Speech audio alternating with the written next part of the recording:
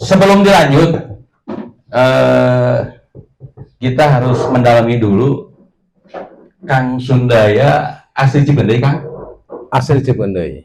Kunaon hayang jadi bupati, jelaskeun heula, Kang. Bismillahirrahmanirrahim. Assalamualaikum warahmatullahi taala wabarakatuh. Waalaikumsalam. Sampurasun. Selamat siang, salam sejahtera untuk kita semua. Alhamdulillah, puji dan syukur kita panjatkan ke Zat Ilahi Rabbi Allah SWT, yang mana adalah kudrat irulatnya. Saya dan kita semua bisa kumpul di tempat ini dalam keadaan sehat. Amin. Mudah-mudahan laki tetap jaya. Amin. Kita semua senantiasa diberikan kesehatan, keselamatan, panjang umur, banyak rezeki dan berkah. Jangan lupa salawat dan salam semoga senantiasa terjuarkan ke junjungan alam Kangjeng besar Kangjeng Nabi Muhammad sallallahu alaihi wasallam, pada keluarga, sahabat, tabiin, tabiat, dan mudah-mudahan kita sekalian selaku umat ikut ajaran beliau mendapat syafaatul ummah. Amin. Amin ya rabbal alamin. Sebelumnya saya ucapkan terima kasih kepada Kang Guras selaku pimpinan Laki Kabupaten Bandung Barat dan keluarga Laki Kabupaten Bandung Barat yang sudah mengundang kami dalam acara podcast hari ini, raksa untuk bisa berbincang-bincang mungkin ya dengan saya khususnya, dan langsung saja kepada pertanyaan yang tadi dilemparkan oleh Bung Ketua, ya kenapa Sundaya mau maju di kandidat Kabupaten Bandung Barat dalam perhelatan Pilkada 2024. Dasarnya saya sebagai putra daerah Kabupaten Bandung Barat terpanggil secara jiwa, ya. Kalau kita analogikan, kalau orang lain mengatakan yang notabene dari orang luar Bandung Barat, saya mau bangun Bandung Barat, apalagi si Sundaya yang kutapitin orang Bandung Barat, kan begitu. Kalau orang lain mengatakan saya membangun Bandung Barat, apalagi saya. Nah, tanah kelahiran saya, insya Allah sejak saya lahir sampai meninggal pun mau dikuburkan di Bandung Barat, karena saya lahir di Bandung Barat. Jadi jawaban saya itu, kalau orang lain membangun Bandung Barat, apalagi saya kan orang asli Bandung Barat, kan begitu. Keren. Tepuk tangan dulu. Ini kan belakangan ini bergulir ya, ada beberapa kelompok masyarakat yang seolah-olah menolak artis, kudu pituin gitu, ya, dan lain sebagainya. Itu kan sudah menjadi opini yang berkembang ya di Bandung Barat. Kira-kira yang ungkapan Pak Sundaya tadi seolah orang batur wae yang ngabangun gitu kan ya, orang luar. Kok orang Bandung Barat kan gitu. Nah, dengan isu itu masalah keartisan, masalah penduduk asli gitu Bandung Barat, kumaha ada pendapatnya Kang Sundaya? Baik, makasih Bung Ketua. Jadi begini, terkait masalah isu yang beredar, yaitu mungkin adalah sebuah aspirasi masyarakat yang berkembang dan tidak ada sangkut pautnya dengan saya kan terkait masalah itu ya. Terkait yang bikin spanduk segala macam, saya demi Allah ya, wallahi tidak tahu menahu masalah itu. Yang jelas mungkin pada dasarnya begini, kalau terkait masalah pencalonan itu diatur oleh demokrasi. Siapapun yang berwarga negara Indonesia kan bisa mencalonkan. Sah-sah saja. Calon kepala desa saja, bukan orang pribumi desa saja juga boleh, ada orang Islam juga boleh. Cuman menang nggak menangnya kan itu urusan yang lain. Cuman dikembalikan lagi kepada rekan-rekan masyarakat Kabupaten Bandung Barat kan begitu ya. Jadi siapapun untuk berkontestasi di Bandung Barat sah-sah saja, silakan, karena memang undang-undang mengatur seperti itu, tidak ada pembatasan kan, tidak ada pembatasan ke sana. Kira dipotong heula. Jadi iya jawabannya kalau dari pertama seperti menggebu, kok orang Bandung Barat kurangnya, tapi ini jawaban bijak sebagai orang yang memiliki demokrasi yang tinggi, sehingga jawabannya tepuk tangan untuk Kang Sundaya. Lanjutkan. Nah, balik lagi sekarang ke orang Bandung Baratnya kan begitu. Banyaklah contoh, saya sudah kasus di kecamatan kami. Begitu pilkades ada yang nyalon dari luar kabupaten malah nyalon. Tapi yang menang ya orang desa tersebut karena warga di sana juga secara kultur lebih paham. Nah, kalau bicara yang tadi mungkin saya dibalikan lagi kepada rakyat Bandung Barat. Silahkan Anda memilih, kan begitu. Ya. Minimal saya hidup dengan tiap hari dari anak-anak sampai hari ini bersinggungan dan hidup dengan masyarakat. Masyarakat Bandung Barat. Masyarakat Bandung Barat. Artinya kalau ditanyakan tentang kultur, ya, kepentingan, permasalahan, kami bagian daripada permasalahan yang ada di Bandung Barat. Saya sendiri kan begitu.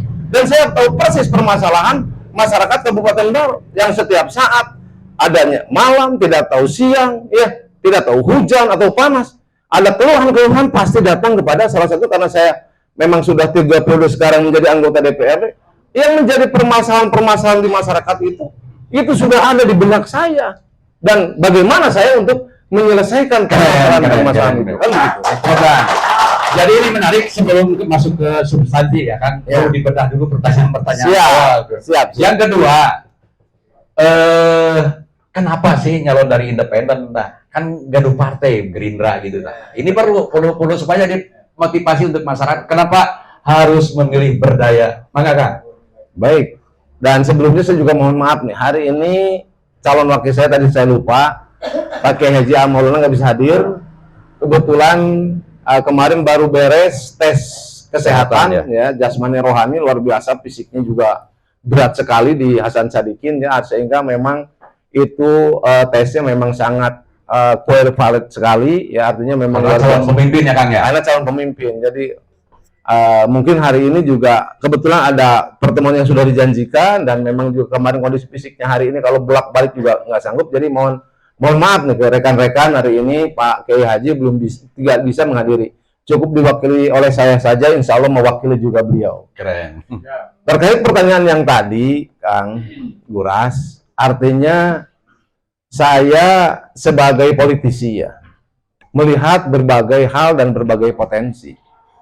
Dari sisi mana? Kan gitu, potensi yang memang salah satunya bisa menguntungkan dan bisa mendorong saya sampai titik termasuk hari ini saja kan. Betul kan begitu. Karena saya mungkin sebagai orang muslim, kita diajarkan oleh Rasulullah, tatkala sulit di suatu daerah pengembangan jati diri, maka hijrahlah Anda. Maka ini adalah bagian daripada hijrah saya kan. Ya. Sehingga akhirnya kalau kita lihat perjalanan Rasulullah Nabi Muhammad SAW, hijrahnya ke Madinah, dan sampai hari ini Madinah dikuasai dan Mekah pun dikuasai, kan begitu. Begitupun saya, ini adalah bagian daripada hijrah. Kalau sulit, saya tidak akan memaksakan yang sulit. Itu berarti ini politisi sejati. Goalnya adalah bagaimana kita menjadi pemimpin, atau Kang Sundaja jadi pemimpin. Independen hanya satu jalan saja ya. Itu opsi. Ya. Yang terakhir nih, untuk masih mengembangkan, kenapa sih harus memilih Pak Kiai AA Maulana ZA? Baik. Jadi jelaskan. Jadi begini ya, yang pertama tadi kalau tadi katakan, jadi laki dengan berdaya itu satu frekuensi. Karena laki tadi katakan independen, saya pun independen. Gitu ya. Itu dulu. Satu frekuensi antara laki dengan berdaya. Jadi laki independen, berdaya pun independen. Jadi ya sepatutnya independennya dengan independen lah. Terima kasih. Lalu yang kedua, terkait pertanyaan terkait sosok kenapa saya harus milih Kiai. Dari awal itu sudah menjadi janji dalam hidup saya sejak saya sudah menekadkan ingin maju mencalonkan Bupati di Bandung Barat. Saya ingin dampingi oleh seorang tokoh ulama atau kiai dengan harapan bahwa tokoh ulama atau kiai itu bisa mendampingi sekaligus menjadi dewan penasehat saya. Karena sesungguhnya saya sampaikan saya di sini, beliau itu adalah orang tua saya, ya guru saya dan dewan penasehat saya. Yang ingin saya tempatkan dewan penasehat saya satu kantor dengan saya, memberikan masukan yang positif bagi saya. Ya. Itu sesungguhnya. Jadi beliau tokoh yang memang salah satu tokoh sentral mungkin di Bandung Barat gitu ya, dan sudah tua. Kami ingin tanggal 27 itu menang jadi bupati benar dan selamat kan begitu. Amin. Sukses dunia dan akhirat ya itu. Karena sesungguhnya bagi saya berat. Pak Kiai udah nyampaikan, masyarakat nanti suatu saat karena kita ujung-ujungnya meninggal ya, betul. Alias maut. Bahasa kasarnya modar lah kan begitu. Ujung-ujungnya manusia seperti itu. Pertanggungjawaban seorang pimpinan bukan hanya di muka bumi, tapi sampai akhirat nanti. Amin. Ya. Rakyat masuk surga mungkin duluan, masuk neraka juga demikian. Pimpinan masih dihisab, Pak. Berat, Pak, pimpinan. Jadi kenapa kok Sunda yang mau? Saya diniatkan lillahi ta'ala, hidup saya termasuk visi misi saya adalah mengutip salah satu hadis Rasulullah, khairunas amba'uhum minas. Sebaik-baiknya manusia, manusia yang bisa memberikan manfaat bagi manusia yang lain. Jadi saya ingin memberikan nilai manfaat yang lebih luas bagi masyarakat Bandung Barat. Begitu. Kiai ngobrol jeung politisi hampir beak host. Ini sudah terjawab ya kenapa kebetulan Pak Kiai ini dia juga di NU-nya sudah betul-betul ya, betul-betul berkarat gitu karena Bandung Barat itu terkenal dari dulu agamis dan kebetulan ini cerdik ya Pak Sundaya ini mengambil selatan ya, selatan. Kiai idenya, idenya. Oke Kang, sekarang ke materi yang perlu dipertanyakan. Seperti diketahui di Bandung Barat gonjang-ganjingnya cukup tinggi, dinamikanya cukup tinggi, baik itu dari sisi pengelolaan pemerintahan maupun pengelolaan keuangan termasuk pemerataan pembangunan, pelayanan dan sebagainya. Satu pertanyaan dulu Kang, apa yang diketahui tentang pengelolaan pemerintahan yang ada di Bandung Barat saat ini Kang? Mangga Kang. Baik, terima kasih dan perlu saya sampaikan visi misi saya itu mandiri. Berdaya itu jargon, ya, tagline. Ya. Jadi mandiri itu maju, aman, nyaman, dinamis, dan religius. Coba diulang kan, biar jelas nih. Mandiri itu maju, aman, nyaman, dinamis, dan religius. Jadi visi misi saya nggak kaleng-kaleng. Religiusnya itu benar seorang kiai kan begitu. Ini yang pertama. Mengelehnya. Jadi bukan religius kaleng-kaleng. Saya religiusnya kan betul-betul religius. Seorang kiai ya pasti akan mengayomi tentang hal yang bersifat religius. Artinya guru ngaji, ya. Para ustadz, kiai, para pemuka agama, karena ya mohon maaf kepada mungkin warga masyarakat yang non muslim, karena kami mayoritas dan di Jawa Barat ini, Bandung Barat ini adalah keempat sebagai kabupaten religius di Jawa Barat kan begitu. Tingkat pesantrennya cukup tinggi sehingga kami juga bukan berarti tidak mengayomi rekan-rekan yang non muslim, tetap akan kami ayomi sesuai dengan porsinya masing-masing. Cuman kan kita Bandung Barat ini kan mungkin 95% itu adalah muslim, sehingga ini kan perlu dikembangkan. Lalu yang barusan disampaikan terkait kondisi Bandung Barat, nah ini termasuk hari ini ya, Bandung Barat ini kan cukup hat-trick juga ya. Cik jabarkan kan hat-trick kumaha main bola ya. Jabarkan kan? Ya artinya saya sebut saja ada 3 kepala daerah ya yang berakhir berurusan dengan hukum. Itu kan hat-trick ya. Hat-trick ya. Karena 3 ya. Ya karena 3-3-nya. Walaupun yang terakhir mungkin kasusnya bukan di Bandung Barat, penyebab kasusnya. Tetapi tetap saja nama Bandung Baratnya di ke bawah-bawah.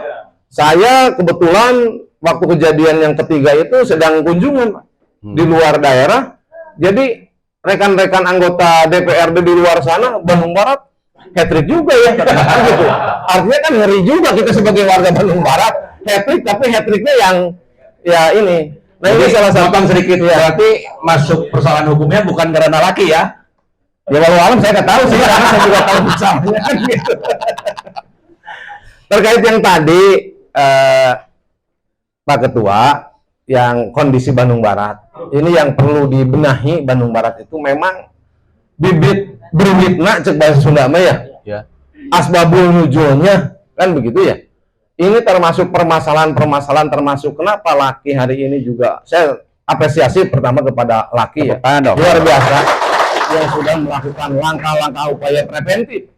Artinya jangan sampai tadi saya katakan hat-trick yang berikutnya kan luar biasa. Ya. Itu jangan sampai terjadi lagi ke depan. Cukup sudahlah sampai sekarang. Kedepannya harus baik. Tapi yang harus diingat oleh masyarakat, awal mulanya salah satunya adalah dari proses pemilihan kepala daerahnya. Awal mulanya dari sana. Kenapa? Kalau ingin jadi seorang pemimpin, ingin jadi seorang bupati, berawal dari proses suap menyuap, transaksional, jangan harap. Ya, jujur, akhirnya kan orang pasti bicara ekonomis. Tatkala saya mengeluarkan 10.000 minimal balik modal bahkan harus lebih. Itu yang terjadi. Nah ini saya berharap termasuk rekan-rekan laki dalam proses nanti pilkada, tolong awasi dong. Karena awal mulanya terjadinya korupsi berawal dari pengeluaran saat pemilihan kepala daerah. Kenapa malah Kang? Mau amat kita. Ya biar rakyat paham juga. Oh, betul. Nah, ini bedanya talk show di Laki seperti ini. Siap. Jadi saya mempertanyakan kondisi existing saat ini, dijawab latar belakang ya, latar dari belakang personalnya dulu. Personal. Itu juga bagus. Tapi tolong jabarkan juga, cik pemerintahan artinya di situ ada eksekutif legislatif. Ya. Jika kumasin ayeuna Kang. Nah ini, karena ini ada korelasinya sebenarnya kan. Bawah. Jadi korelasinya terjadi hal-hal yang hari ini mungkin notabene dalam tanda kutip lah, gitu. Terjadi kesalahannya akhirnya dari awal transaksional jadi kepala daerah, setelah itu pengangkatan ke OPD juga transaksional. Jadi kadinya. Ya akhirnya kan ke sana. Jadi awalnya dari sana kan saya harus kembali dong. Saya mengeluarkan 10 miliar, minimal 10 miliar saya balik lagi. Proyek yang pada waktu penempatan pejabat bisa terjadi transaksional. Karena pasti bicaranya jadi kepala OPD tinggal duduk kuasa pengguna anggaran. Gue nggak tidur kurang, uang keluar. Pertanyaan asli eta teh. Asli.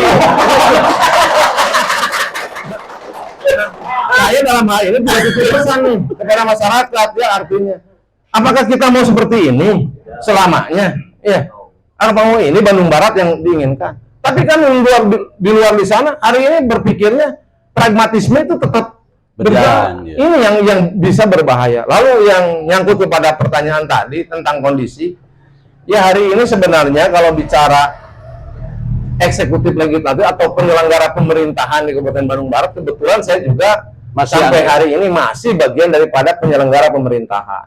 Jadi yang namanya pemerintahan itu adalah eksekutif dan legislatif. Ya kalau bicara pemerintahan ada eksekutif, ada legislatif. Nah di eksekutif, di legislatif ada 3 fungsi, rekan-rekan sudah pada paham. Dari mulai budgeting, ya, dari pengawasan, lalu dari legislasi, pembuatan peraturan perundang-undangan atau di daerah pembuatan perda. Nah beberapa fungsi ini salah satunya juga di daerah, termasuk Bandung Barat, fungsi pengawasan dewan juga, ya mungkin hari ini dengan adanya regulasi yang terbaru, contoh Guras nih, untuk prosesi budgeting pada saat pengawasan kita ngotot. Saya lah jujur, boleh ditanya, sampai pembahasan saya hold, diberhentikan. Kenapa? Karena ada sebuah kebijakan slot anggaran yang kurang pro terhadap rakyat, terutama rakyat miskin. Waktu itu saya minta ngotot. Akhirnya setelah saya ngotot, berjalan dan siap disetujui antara tim TAPD dengan pihak Dewan misalnya. Sebentar potong sedikit Pak, itu kan menarik karena itu kepentingan yang diperjuangkan, kepentingan masyarakat. Yang muncul naon sih dari eksekutif itu kegiatannya yang sehingga harus dipotong dan harus digiring lagi ke posisi normatif yang keinginan masyarakat. Waktu itu, waktu pembahasan 2023 ya, saya sebut 2023, saya kan ngotot untuk khususnya untuk slot APBD Maskin minta 17,5. Waktu itu kan hanya dikasih slot hanya 5 miliar. Kan begitu. Keberpihakan ya. Artinya kan saya berharap utamakan dulu dong rakyat miskin kita, slot APBD. Jadi APBD kita harus berpihak kepada kepentingan rakyat, terutama rakyat miskin. Rakyat miskin kita, Pak, saya lihat jangankan masuk kantor Pemda, masuk ke kantor desa saja, senang saja dibuka kayak ke masjid. Itu saking apa? SDM-nya rendah, ekonominya rendah. Masa seperti itu harus dianiaya? Ya, tolong dong termasuk laki, bantu mereka. Nah, laki heula kela.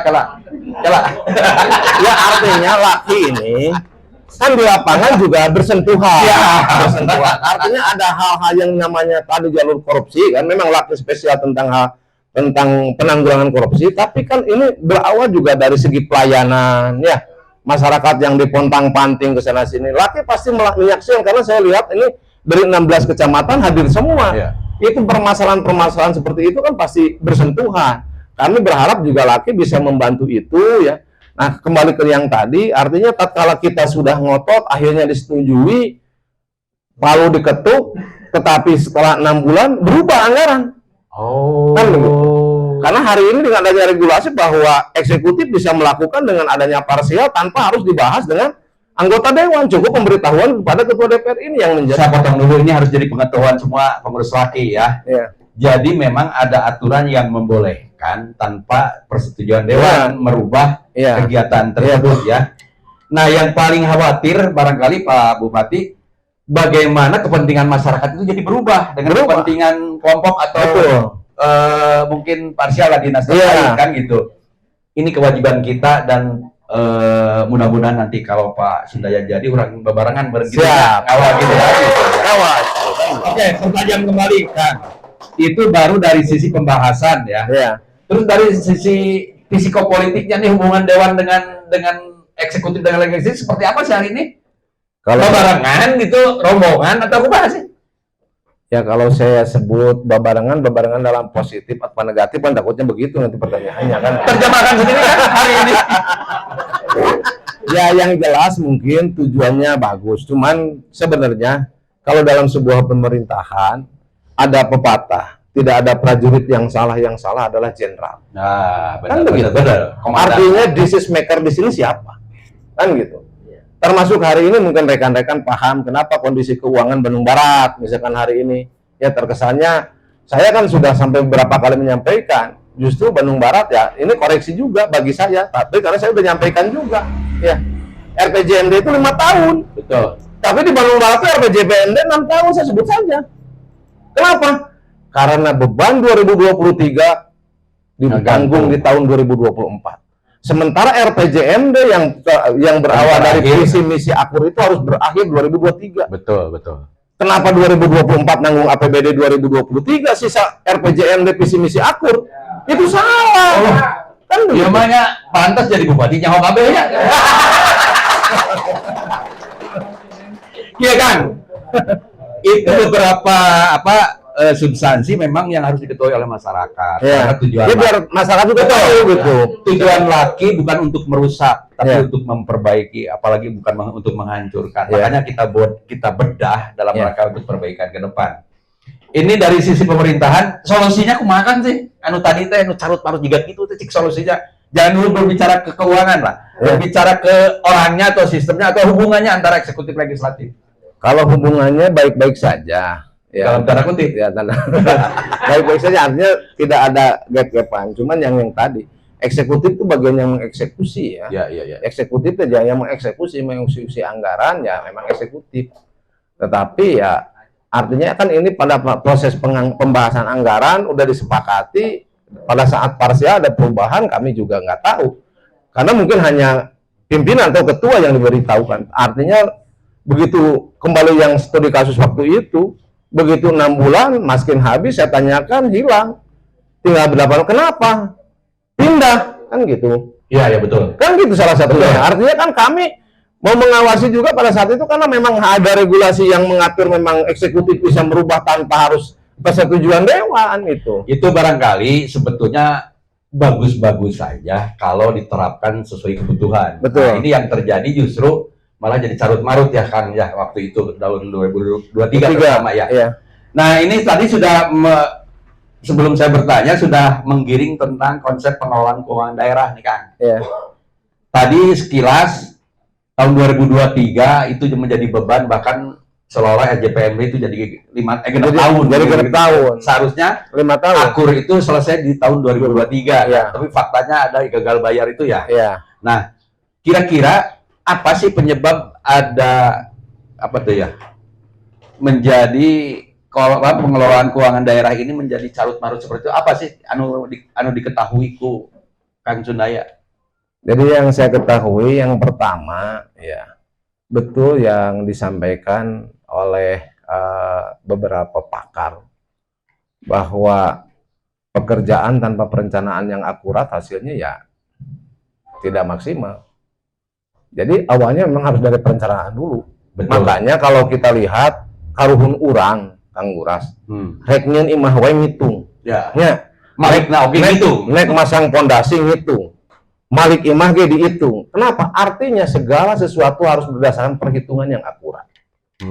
Kan begitu. Itu dari perencanaan ya. Dari perencanaan artinya kalau dalam prinsip manajemen ada yang disebut dengan forward planning, organizing, actuating dan controlling.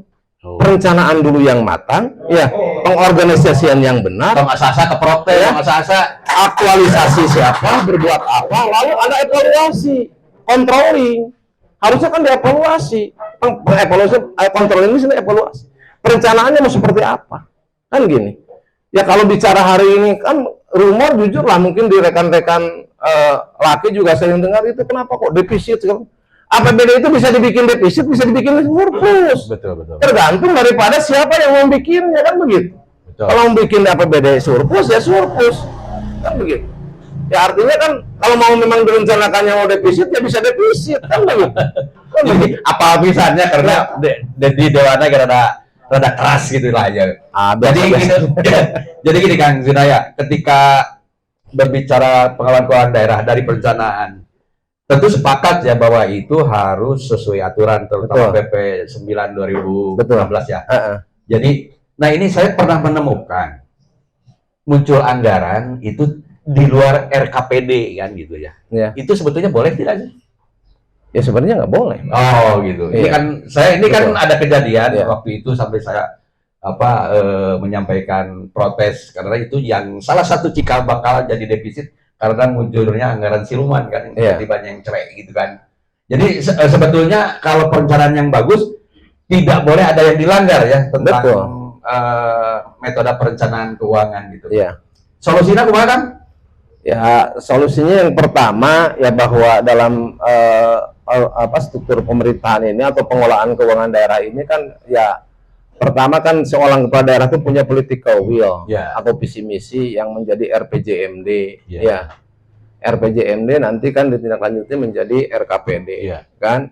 Nah RKPD sehingga harus ngacu jadi RPJMD ini kan political will seorang kepala daerah atau pasangan pasangan. Misalkan saya berikan contoh nih ya hari ini saya punya visi misi mandiri sehingga di visi mandiri ini yang tadi katakan maju aman nyaman dinamis dan religius ini 5 tahun ini harus jadi sebuah produk maju seperti apanya kan begitu. Betul. Yang majunya amannya seperti apa bukan hanya aman tentang ketentraman aman masalah pangan ekonomi artinya harus betul-betul aman kan di sana. Nyaman dinamis religius seperti apa. Nah nanti kita kan akan menginventarisir untuk visi A misalkan majunya tahun pertama anggaran political will ini kan harus ditindaklanjuti dengan political anggaran tahun pertama, kedua, ketiga sehingga tahun kelima itu tuntas tidak menjadi utang bahkan jadi beban APBD selanjutnya kan. Dari sisi konsep ini menarik sekali ya kan. Nah ketika RJPMD ini akan diguyurkan tentunya ini butuh sebuah anggaran yang memadai juga. Apakah PAD di Bandung Barat dengan kondisi hari ini kurang lebih 500 lebih ya, 500 miliar PAD-nya. 600 ya. Dan APBD 3,4. Kira-kira sebetulnya PAD itu sudah selesai di situ atau sebetulnya potensinya masih tinggi, Kang? Atau mungkin ada oknum-oknum juga yang memanfaatkan gitu tentang PAD itu. Kemana? Jadi gini, sesungguhnya PAD itu bukan 600 miliar. Pendapatan asli daerah itu ada yang dikelola oleh Bapenda, ya. Ada yang langsungnya. Iya, itu yang 600 itu yang di Bapenda 10 pajak. Ya. Tapi ada juga pendapatan asli daerah dari dana bagi hasil dan itu adalah bersumber daripada memang kekayaan daerah yang dikelola melalui provinsi ataupun pusat. Betul. Jadi ada dana bagi hasil. Ya, jadi ada yang dikelola oleh Bapenda 600 miliar, ada yang oleh BKAD, ada beberapa OPD yang berasal dari retribusi. Sudah saya potong. Berarti yang muncul di APBD itu sebetulnya yang dikelola oleh Bapenda saja. Iya, yang dikatakan yang dari bagi hasil dari pajak kendaraan bermotor, dari C, kemudian air, itu yang sebetulnya roda proyek. Ya itu yang jarang dibuka. Jadi kalau bicara PAD 600 jangan yang dilihat di Bapenda saja dong. Saya ketua komisi 2 5 tahun keren, masalah itu kan artinya kan ada retribusi ya. Retribusi itu beberapa contoh di di Indag kurang lebih 4 miliar dari pengelolaan pasar dan sebagainya. Belum yang dari misalkan dinas peternakan kita mendapatkan lagi retribusi dari dari misalkan rumah potong hewan dari BBI ada itu pendapatan itu ditambah lagi dengan bagi hasil salah satunya mohon maaf nih ya bagi perokok Bandung Barat itu kan 8 miliar cukai rokok itu kan masuk. Itu kan dari rakyat kita persentase itu. Belum lagi dari pajak kendaraan bermotor. Kan gitu. Dari sekarang galian C karena kan itu sumber daya alam kita yang secara perizinan dikelola pusat kan dibagi hasil kan masuk lagi. Dan itu yang harus nu kudu dikokolakeun teh eta gitu loh kan. Bukannya hanya 600 miliar. Jadi kieu kan Kan begitu. hese mere pertanyaan hese gitu nya kan budaya mah. Jawab kabeh. Tapi itu menjadi pengetahuan kita. Betul. Terutama masalah PAD yang tadi. Iya. Ternyata di situ ada bagi hasil yang dari provinsi Maupun dari pusat. maupun dari pusat Iya. kan. Contoh di sini kan ada genangan Saguling, pasti ada pajak airnya kan, Iya, yang harus. masuknya ke provinsi. Ya, tapi hitung-hitungannya kan kita nggak tahu. Iya, itu kan Kita berarti tahu juga. Bandung Barat mendapat itu masuknya ke BKAD. Tidak kan? dikelola oleh Bapenda. Oh, tuh kan ya jelas. Kan gitu. Ya harus ya. paham masyarakat juga, jangan hanya dilihat hanya yang tahunya itu yang di Bapenda saja yang 600 miliar hari ini. Berarti aya istilah dana nyumput teh meureun sebagian eta meureunnya. Ya mungkin salah satunya itu.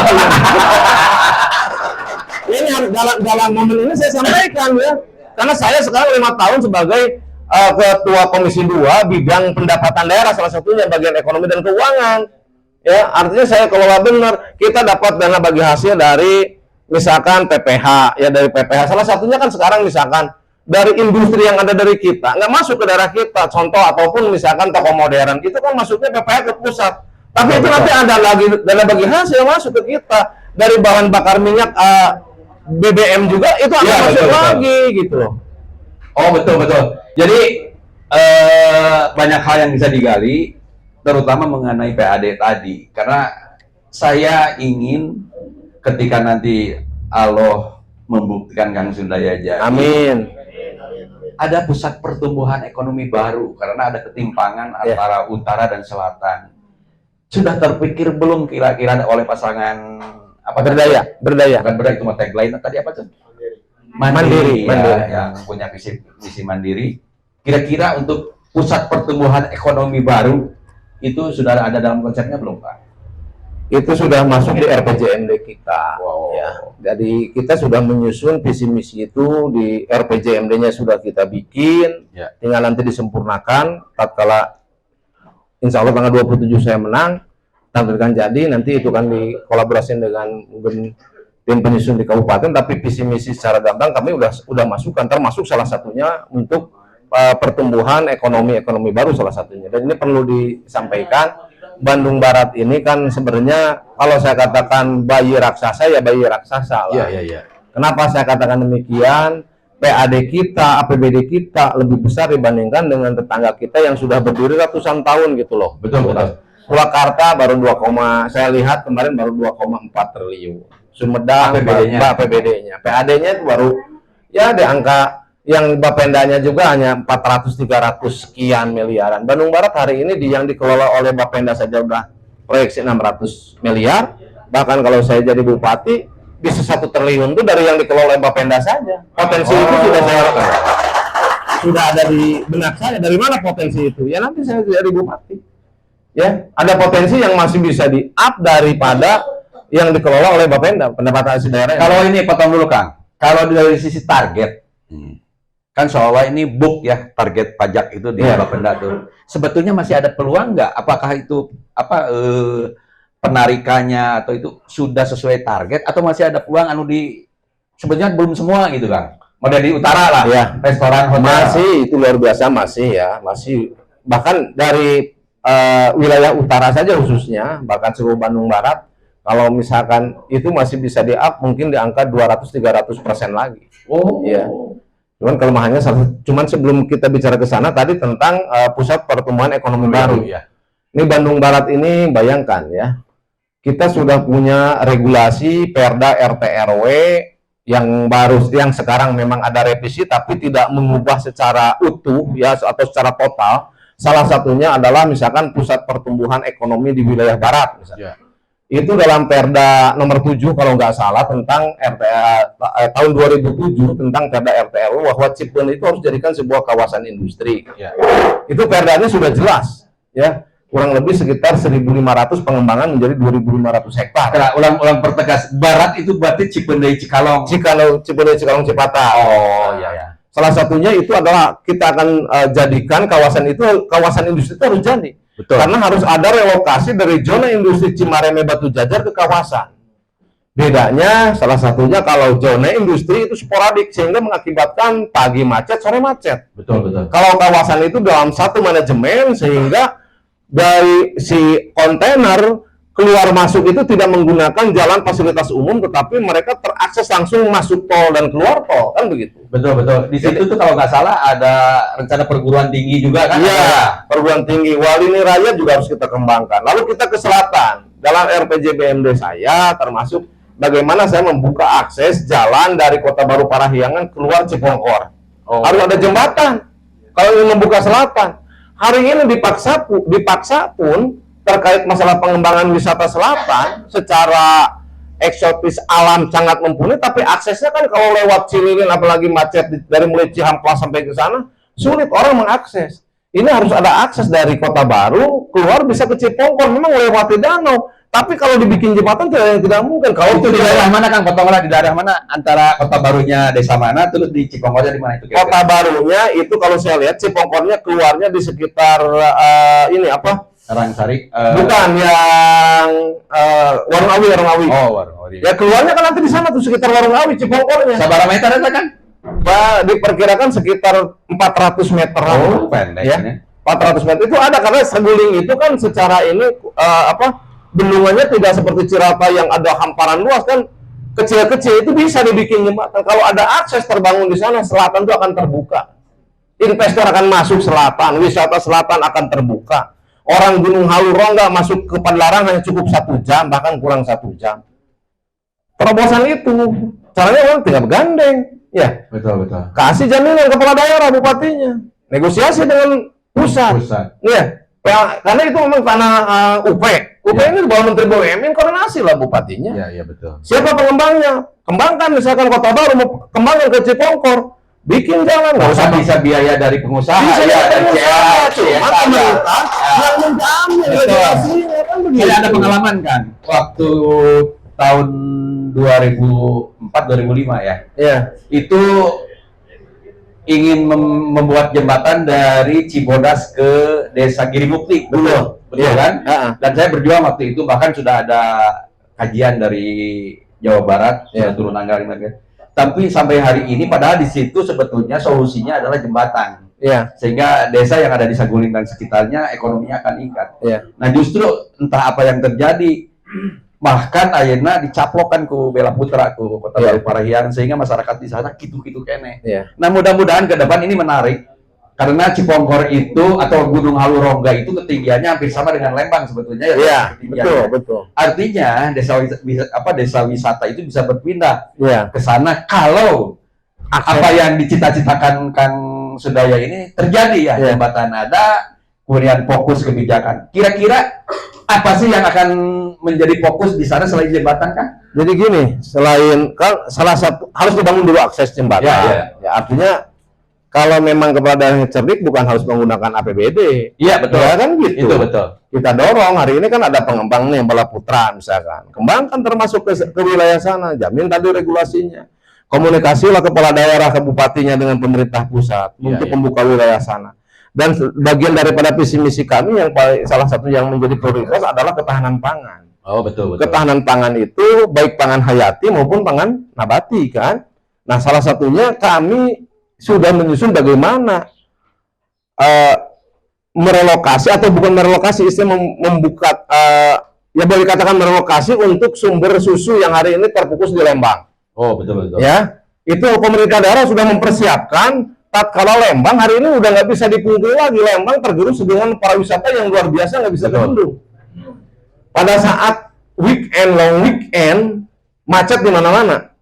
Ya, pada saat libur Lebaran macet di mana-mana. Itu produk susu kalau misalkan lambat saja bisa membeku atau ada bakteri kan berbahaya juga. Betul. Nah, ada sebuah daerah di Bandung Barat yang secara alam sama dengan Lembang, yaitu wilayah Gunung Halu. Betul. Ya. Kalau kita lihat di desa Mekarwangi kan di sana iklimnya cocok. Jadi kalau pengembangan, jadi harus sudah berpikir pemerintah daerah tatkala Lembang hari ini tergerus dengan wisata yang begitu luar biasa, karena brand Lembang itu udah nggak bisa dipungkir lagi, aksesnya kan terakses kemana-mana, apalagi dalam RPJPD nanti ada tol Lembang yang dari Walini ke Lembang kan. Betul. Itu biasa. Ini harus dipikirkan juga oleh pemerintah daerah, ancang-ancang.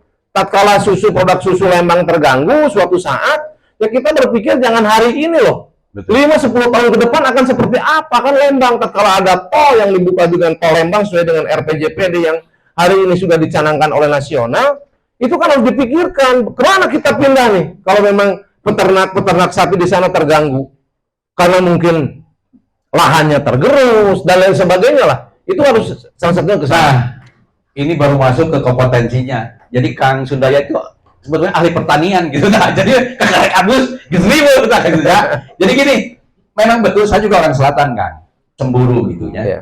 Bahkan Lembang sendiri hari ini sebetulnya kebagian runtah nah hukum aja. Karena apa? Tidur di kota Bandung kan gitu. Iya. Terus hotelnya pinu pas piknik kan itu kan gitu. Iya. Balik deui, beri PAD banget di Bandung kan Iya. gitu. Nah, saya justru butuh political will dari seorang bupati dan wakil bupati bagaimana selatan ini menjadi selama 5 tahun ada fokus khusus Kang. Kira-kira sepakat atau bagaimana Kang untuk selatan ini? Jadi kalau hari ini Sedikit lagi, iya, maaf, siap. sedikit lagi karena pertanian. Di selatan itu dulu ada lumbung padi Kang. Iya. Di situ ada irigasi atau ini yang memang hari ini belum terselesaikan. Iya. Sehingga itu pertanian khususnya padi itu tidak bisa lagi kira-kira konsep di Kang Sundaya kumaha? Gini, kalau bicara masalah ketahanan pangan, balik lagi RPJMD yang kami susun hari ini, bahwa kalau bicara masalah pangan tidak bisa lepas dengan sumber air. Ya. Maka tatkala visi misi berdaya, visi misi mandiri, berdaya ditakdirkan jadi, termasuk kami akan menselotkan anggaran untuk pembebasan pembelian sumber mata air yang dikuasai oleh masyarakat hari ini. Oh, tepuk tangan. Jadi orang selatan nih ada statement nih harus diperhatikan dan tadi underline bahwa ketika pasangan berdaya ini jadi bahwa mereka akan membebaskan sumber-sumber air yang dikuasai oleh masyarakat. Kenapa kalau orang perhutani aman? Ya, karena tidak jual belikan. Saya berpikir begini, hari ini bapaknya oke lah, ya, masih berpikir ini adalah air, tapi nanti turun ke anak ke cucunya 5-10 tahun ke depan, udah berpikir pragmatis, ini ada pengusaha, apalagi asing datang, membawa uang sekian karung gitu, lalu dijual, bagaimana nanti sulitnya air untuk kepentingan anak cucu kita ke depan. Maka sumber mata air itu harus dibebaskan. Harus dibeli menjadi aset Pemda dan siapapun itu untuk kepentingan kemaslahatan umat sampai kapanpun tidak bisa dijual belikan. Betul. Kan begitu hari ini termasuk wilayah Cikalong. Coba lihat, ini lambat laun kita akan ketergantungan, akan ada krisis air. Ya. Iya. Apalagi dengan hari ini reboisasi kurang maksimal, masyarakat udah kurang peduli, ya. Ini lambat laun kita krisis, apalagi kalau sumber mata air dikuasai oleh perseorangan. Nanti yang kami khawatirkan, anak cucu kita ke depan untuk mendapatkan air minum saja bisa sulit, Pak. Makanya untuk diamankan, negara harus hadir, dalam hal ini pemerintah daerah. Maka harus mencerotkan anggaran saya untuk pembelian sumber mata air yang dikuasai oleh masyarakat supaya tidak dijual. Kalau dikuasai oleh masyarakat, aku yakin setelah anaknya mungkin oleh cucunya dijual nanti itu. Itu bahaya. Betul. Itu kepentingan umat, ya. Iya. Kita mungkin berapa tahun lagi juga walau alam. Tapi kalau dari si potensinya sumber mata air yang diketahui oleh Kang Sundaya di mana saja kan? Ya termasuk wilayah selatan dan wilayah utara ini kan sumber mata air. Betul. Ya, beberapa sumber mata air ini yang harus memang diamankan oleh termasuk yang dikelola oleh Kabupaten Bandung ya. Iya, ya hari ini termasuk juga PR kita juga ya. Jadi sumber mata air itu pertama harus itu, yang kedua yang tadi irigasi yang tadi sampaikan. Irigasi hari ini belum tersentuh, jujur. Irigasi primer itu adalah buatan Belanda Bandung Barat. Sampai hari ini baik pemerintah pusat maupun pemerintah daerah belum menyentuh kepada penanganan irigasi primer. Coba kita lihat yang Cijangnya, itu irigasi buatan Belanda, kering sekarang airnya, habis oleh Lewi Kuya juga ya. Lewi Kuya. Lalu di sini Raja Manala. Dulu itu yang sekarang bensinnya Cimeta itu irigasi buatan Belanda. Hari ini ada perbaikan pemerintah daerah membuat hanya bagian sekunder dan tersiernya saja. Yang primernya sumber mata air Cimeta itu waktu dulu kemarau sampai 8 bulan saja nggak kering Cimeta. Kenapa? Karena belum ada. Nah ini mungkin bagaimana Karena saya juga menyayangkan pemerintah daerah waktu itu saya ngajukan, menyampaikan, itu sudah ada kajiannya. Betul, betul. Nah, tinggal ini kajian ini tindak lanjut. Kalau nggak mampu oleh pemerintah daerah, upaya dong pemerintah daerah Kabupaten Bandung Barat dengan pemerintah pusat. Kan gitu gregetnya. Ada nggak greget untuk pertanian? Kan gitu. Lalu terkait masalah lahan. Jujur yang hari ini Perda LP2B itu ada inisiatif Dewan, itu inisiatif saya. Ya. Boleh katakan ke rekan-rekan, Perjelaskan ke masyarakat. Iya. Itu outputnya kayak seperti apa? Jadi gini, Perda LP2B itu lahan pangan pertanian berkelanjutan. Tidak boleh lahan pertanian yang sudah ditetapkan oleh Perda itu dialihfungsikan selain daripada untuk lahan pertanian. Berarti sudah bagus tujuannya kan? Iya, karena saya berpikir itu dihitung waktu itu di Perda itu untuk 50 tahun ke depan. Pertumbuhan penduduk Bandung Barat berapa persen, sehingga 50 tahun ke depan jumlah penduduk akan berapa, kebutuhan per individu itu per hari makan itu atau membutuhkan beras berapa gram, sehingga dikonversikan kepada lahan Bandung Barat per hektar berapa ton. Iya. Kan? Sehingga kebutuhan diproteksi ya? Udah diproteksi dari sekarang. Jadi itu yang disebut dengan ketahanan pangan keseluruhan dibuat sana. Dan Perda itu sampai hari ini mandek. Tidak ada eksekusi. Tahun berapa itu? Itu tahun 2022 kalau nggak salah. 2021 saya bikin. Oh iya. Ya, ini nggak tahu udah dibikin apa belum LP2B. Itu kan harusnya dari sekarang. Nah, nanti lahan yang sudah diplot itu nanti itu lahannya tetap milik masyarakat. Masyarakat yang punya lahan diplot diberikan reward and punishment. Ya, rewardnya apa? Lahan yang diplot untuk LP2B dibebaskan, tidak boleh bayar PBB. Bantuan sarana prasarana pertanian dipusatkan ke sana, tetapi ada konsekuensi, nggak boleh dijual, dialihfungsikan. Ya. Kalau mau menjual itu harus ada persetujuan lagi, harus ada lapor dulu ke Pemda. Dan tetap fungsinya harus tetap fungsi itu gitu. Ketahanan pangan begitu. Ya kita sepakat karena ketika berbicara ketahanan pangan, kebutuhan masyarakat itu sendiri bahkan sudah dihitung sampai gramnya gitu. Ya. Artinya lahan berapa luas itu harus diproteksi. Iya. Sehingga produksi beras itu sendiri tetap konsisten sehingga tidak perlu lari keluar, bahkan kemungkinan bisa swasembada ya. Iya. Bisa swasembada. Kemudian Kang, dari sisi dari sisi pertanian yang memang dibutuhkan pada saat itu, apakah akan menjamin itu ketika akan dilaksanakan? Oh, itu karena Perda inisiatifnya dari Komisi 2 dan saya sebagai inisiatornya itu harus. Ya, itu harus. Saya harus mempersiapkan karena sesungguhnya Allah nakdirkan hari ini saya salah satunya yang ini sudah duduki anggota DPRD. Ya. Ini harus bisa memberikan untuk generasi yang akan datang. Ya, bukan berpikir untuk hari ini mungkin pangan kita sudah ada. Dan harus kita ingat, ya kita bukan pesimis, tapi kan tidak menutup kemungkinan suatu saat dunia ini chaos. Ya, terjadi perang walaupun kita tidak berharap, betul. Tapi persiapan harus dipersiapkan. Kalau jangan sampai berpikir lah, buat apa kita punya cadangan pangan, yang penting punya uang. Tapi kita pun kalaupun punya uang, gudangan, emas tonan, tatkala chaos, pasar punya uang pun pasar tutup. Perut lapar nggak bisa makan beras, nggak bisa jilatin untuk emas. Tetap yang kita butuhkan pangan, kan gitu untuk kehidupan. Pak Bupati, jangan marah ke saya host ya. Siap. Ini menunjukkan motivasi dan semangat yang tinggi, dan itu mendasar sebetulnya hal-hal yang sangat perlu sekali untuk diimplementasikan ke depan, karena betul ya, ironis lah. Di Bandung Barat dulu memang padi melimpah, di Bandung Barat dulu pesantren juga cukup banyak gitu kan. Nah sekarang kita bergeser kan, itu tadi pengelolaan pemerintahan sudah, pengelolaan keuangan daerah jero, pembukaan kawasan ekonomi baru juga digarap, bahkan ada jembatan yang direncanakan kalau dari Cipogor ke Kota Baru Parahingan jadi akan membuat kesuburan. Nah ini sedikit religius, pengalaman Pak Kiai gaya kan. Jadi di kita itu kan banyak lembaga yang memang bertanggung jawab, itu lembaga vertikal seperti MTS dan lain sebagainya ya, MA dan lain sebagainya. Mereka hari ini dalam pengembangan pendidikan tuh rada hesek gitu. Nah kebijakannya tidak ada kaitannya dengan Bandung Barat kan. Nah ketika akan jadi, apa sih yang harus dibantu mereka supaya isu lama yang menjadi daerah pesantren Bandung Barat itu terangkat kembali kan. Yang kedua, karena pesantren juga kalau dari sisi Tipikor bagian dari pencegahan atau mitigasi di mana mental, akhlak. Ya. Nah, kira-kira kebijakan dari Berdaya ini seperti apa ya? Kebetulan ada kiainya lagi orang selatan. Baik, ini untuk terkait masalah ini nih kan sudah saya pikirkan jauh-jauh hari, Bung Guras ya. Jadi terkait masalah pengembangan pesantren, bahkan kami dengan Pak Kiai sudah ngobrol jauh.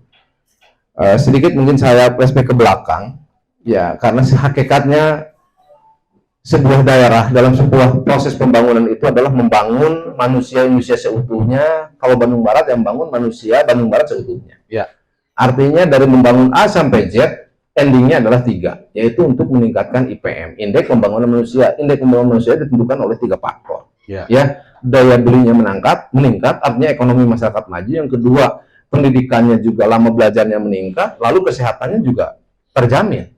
Kan dari semua pembangunan, dari membangun irigasi, membangun semua infrastruktur, apapun yang dibangun, endingnya adalah untuk manusianya, yang disebut dengan indeks pembangunan manusia. Ya, pendidikannya harus maju, kesehatannya terjamin, daya belinya harus meningkat, artinya ekonomi harus maju. Itu suksesnya seorang atau suksesnya sebuah daerah ataupun negara, sama seperti itu.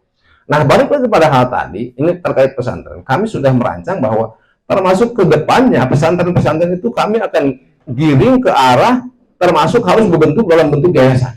Oh iya. Yang nggak mampu Masuk. pakai APBD. Kenapa? Karena di pesantren juga dia buka pesantren, tapi harus juga membuka, kalau udah yayasan bisa membuka sekolah yang sifatnya umum. Kenapa? Betul. Karena hari ini Bandung Barat, ini salah satunya. Bandung Barat ini kan indeks pembangunan manusia untuk pendidikan 8,9 tahun. Betul. Tatkala anak lulus SD masuk ke pesantren, maka dalam catatan indeks pembangunan untuk pendidikan, maka dia pendidikannya tamat SD gitu loh. Betul. Kan begitu. Harus ditingkatkan. Harus ditingkatkan, maka nanti sekolah-sekolah yang berbasis pesantren itu nanti kan dulu yang mendapatkan siangnya dia sekolah umum, tapi malamnya diperdalam lagi dengan lembaga formalnya. Iya, lembaga formalnya, misalkan MTS, MA, kan begitu. Saya anak-anak yang bersekolah itu malamnya diperdalam lagi tentang ilmu keagamaan di pesantren. Jadi pesantren itu juga akan hidup. Mereka selain hanya bukan iuran itu akan menerima BOS, ya, Betul. dan lain sebagainya. Bahkan yang hari ini menjadi catatan bagi kami, Pak Kiai, bagaimana menempatkan atau menambahkan jam pelajaran di sekolah-sekolah umum tentang akidah dan akhlak. Iya. Setuju. Karena hari ini coba kita lihat anak-anak kita. Ka guru geus teu sieun, ka kolot geus wani ngalawan. Nah, kalau kita tidak mempersiapkan untuk generasi yang akan datang, rusak yang bahaya. Nah, ini Kan gitu. ini yang menarik betul. Ya. Ini yang menjadi konsep laki ke depan juga kan. Ya. Karena konteks korupsi itu lebih diawali dengan akhlak yang Betul. tadi kan, perilaku. Betul. Sehingga ini menjadi penting. Bahkan ke depan kami sendiri berharap setiap pasangan calon itu di RJPMD itu sudah membuat kisi-kisi tentang pencegahan tindak pidana korupsi. Betul. Sehingga kerjasama laki juga nanti di SMP sudah mulai bekerja tentang pembinaan tentang pengetahuan korupsi dan bahayanya. Nah, ini juga mudah-mudahan ke depan konsepnya lebih mendalam dan tentunya harus disiapkan. Kalau saya lihat, saya juga sebesar apapun pertanyaan dari saya pasti akan jawab jika aku akan tapi yang terpenting ini kan, menilai laki seperti apa sih saat ini? Saya menilai laki justru tadi saya katakan, saya yang pertama mengapresiasi sekali adanya laki di Bandung Barat. Bukan. Ini adalah sebuah upaya yang tumbuh dari rakyat, ya, demi kebaikan khususnya masyarakat di Kabupaten Bandung Barat dari penyelenggaraan, karena sesungguhnya kejahatan yang luar biasa itu adalah korupsi. Betul. Itu membunuhnya itu jutaan manusia kan, secara tidak sadar. Saya secara pribadi berharap laki tetap konsisten. Ya. Laki tetap konsisten kerja ya, dan ini harus diberikan ya, artinya langkah-langkah preventif ini dengan harapan yang tadi bahwa penyelenggara pemerintahan ke depan akan lebih bagus lagi. Ya. Artinya pokoknya is the best lah laki. Itu pertanyaan gitu kan, kenapa saya sampaikan sekarang dan itu penting. sampai saat ini kan butuh kolaborasi antara Pemda dengan ormas yang Betul. memang betul-betul konsisten di track anti korupsi. Di situ kan ada kegiatan pencegahan, kegiatan mitigasi. Kalau tidak dikolaborasikan, tidak dimitrakan kan sulit. Iya. Karena apa? Ormas itu duitnya di mana gitu. Iya. Tapi kalau masuk ke program di lembaga pendidikan, termasuk bagaimana pencerahan itu, sehingga political will atau keberpihakan bupati itu menjadi penting. Betul. Apakah nanti pasangan berdaya siap nanti untuk bekerja sama bermitra? Sangat siap. Ya, perlu disampaikan juga rekan-rekan, artinya hari ini karena memang waktunya juga pasti di perubahan, saya juga udah mensorotkan untuk rekan-rekan laki ya. Artinya ada kepedulian supaya laki ini kan bisa tetap eksis kan begitu untuk pembinaan dan sebagainya. Betul. Itu kan artinya perlu, tinggal yang mungkin tidak terpakai ini ya mungkin beberapa bulan ke depan lah kan begitu bisa termanfaatkan untuk kegiatan aktivitas. Apalagi nanti kalau jadi bupati kan gitu, lebih sederhana karena kebijakan ada di bupati. Iya, gitu. Iya. Cuman saya mungkin sebelum ada statement close ke depan, ini jangan sampai, saya berharap nih untuk bukan hanya laki, termasuk mungkin yang bisa mendengar pembicaraan saya hari ini, jangan sampai ada sebuah anekdot, ya, indikator sebuah daerah, ya. Anekdotnya apa? Orang bisa melihat indikator jalan macet sudah cukup lama apabila yang jualan di pinggir jalan sudah berjualan. Itu indikator jalan yang macet udah lama, kan begitu. Ada indikator kalau di jalan raya sudah ada yang jualan asong yang di jalan udah itu macetnya udah lama. Ada anekdot lagi, ciri-ciri daerah yang kemiskinannya tinggi, suatu daerah yang terlalu banyak ormas dan LSM-nya. Jangan sampai itu. Betul-betul ormas sebagai fungsi kontrol, ya. Begitupun laki sebagai fungsi kontrol, jangan jadi indikator. Jadi indikator daripada nganggur lah, kan gitu. Nah ini jangan sampai ke sana, dan itu menjadi tanggung jawab saya. Itu adalah dikerucutkan pertanyaan ya. Ketika indikator seperti yang diucapkan tadi, Bandung Barat kemana? Indikator kemana kah? Ya kalau saya lihat indikator memang hari ini diakui tidak pun lihat data statistik Bandung Barat itu kan salah satu kabupaten yang termiskin keempat di Jawa Barat kan gitu. Jadi ada orang masuk jadi ormas, jadi LSM daripada nganggur. Jangan seperti itu, harus muncul betul-betul ingin membangun daerah. Saya menjadi tanggung jawab saya sebagai bupati, bagaimana saya menyiapkan lapangan pekerjaan untuk masyarakat yang tidak punya lapangan pekerjaan. Kan begitu. Saya sendiri kan ini supaya diketahui kalau mudah jadi nanti. Jadi gini, Laki sendiri kalau saya hanya untuk gagahan kan cukup tiluan. Iya, cukup tiluan. Tapi saya kan sampai tingkat desa. Iya. Dan nanti justru saya kolaborasinya nanti kan kegiatan-kegiatan tuh di wilayah kecamatan di desa juga ada. Kan yang ini juga bisa diberdayakan kan. Nah, itu maksud saya itu. Ya. Laki itu akan saya berdayakan.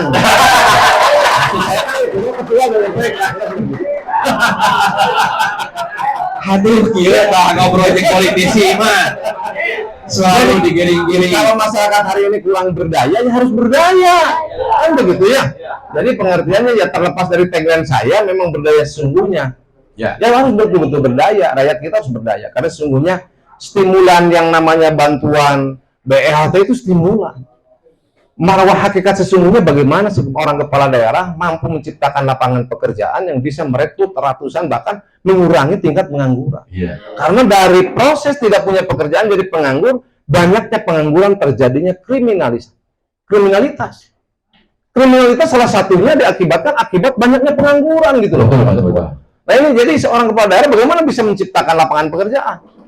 Harus bisa meyakinkan termasuk investor masuk Bandung Barat. Buka kawasan industri, bisa nyerap ratusan ribu. Saya punya kebijakan, bagaimana bisa rakyat Bandung Barat, semua industri Bandung Barat, 70% harus orang Bandung Barat minimal. Bahkan nanti kita kerjasama dengan Laki, coba cek di perusahaan-perusahaan, lihat identitasnya. Berapa persen sekarang orang Bandung Barat yang bisa masuk? Jangan sampai orang Bandung Barat tidak punya pekerjaan, sementara lapangan pekerjaan banyak di Bandung Barat. Kan ini yang harus ada proses keadilan, kan begitu. Jangan sampai mau masuk industri banyak juga di sana mafia, harus bayar sekian. Nah, ini harus termasuk diawasi juga oleh rekan-rekan Laki itu mafia di setiap daerah. Kan begitu. Biar rakyat kita punya peluang yang sama dan bisa mendapatkan sebuah pekerjaan yang layak dengan penghasilan yang mencukupi itu. Jadi hari ini podcast bukan kampanye ya. Siap. Kampanye teuing. Bisi eueuh bahagian ge. Politisi kalau udah berbicara. Jadi memang saya sungguh berbahagia. Jadi perlu diketahui oleh rekan-rekan semua pemirsa di Ekoltok dan penggemar laki. Jadi memang laki secara kelembagaan tetap independen, makanya menghadirkan semua pasangan calon. Ya. Tapi ketika politisi ini bergaya seperti sah-sah juga Sah-sah gitu kan. Karena apa? Hayang we nyalingker mah gitu kan gitu ya. Itu bagian dari cara mempengaruhi, dan itu hak semua termasuk anggota laki untuk membandingkan, menilai bagaimana kapasitas, kompetensi seorang pasangan calon atau calon bupati itu sendiri. Iya. Saya kewalahan rek nanya ge ambil bea. Nah ini kan, jadi kami memang sudah mempersiapkan fakta integritas sebelum closing statement. Nanti harus bisa diteken, bahkan untuk Pak Kiai juga bisa ditalangan. Ya. Jadi kira-kira begini nah isinya ya, bahwa bukan komitmen tapi lebih kepada lamun jadi gitulah. Jadi di sini apabila terpilih menjadi pemimpin pada pemilu kada tahun 2024 di Bandung Barat, kami aktifnya para pasangan calon ini, satu, tidak akan melakukan tindak pidana korupsi. Siap? Siap. Salah ujian ya. Siap. Ya.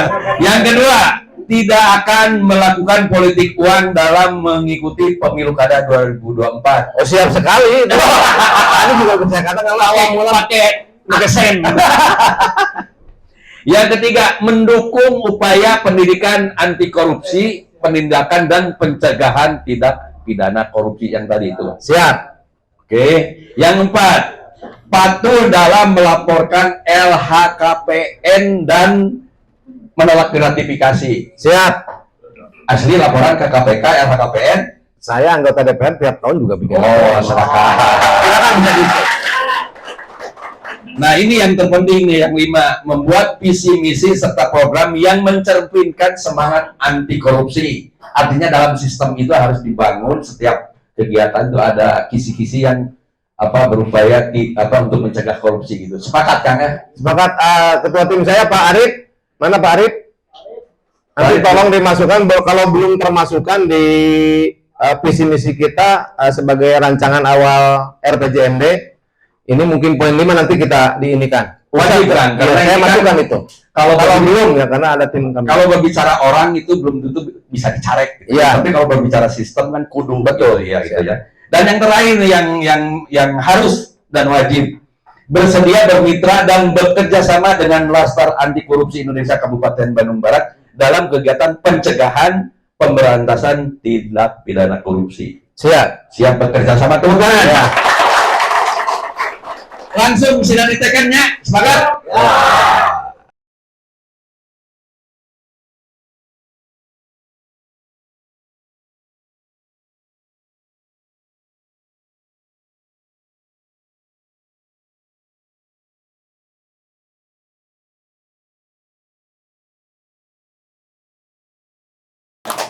Langsung closing statement Kak. Berdiri Anda. Baik, terima kasih saya ucapkan kepada rekan-rekan laki, terutama Bung Guras, pimpinannya. Dalam hal ini mungkin di statement saya terakhir, yang pertama ucapkan Laki Jaya, ya, semakin maju, dan Bandung Barat betul-betul ke depan semakin maju, berkelanjutan dan berdaya guna. Terima kasih. Assalamualaikum warahmatullahi wabarakatuh.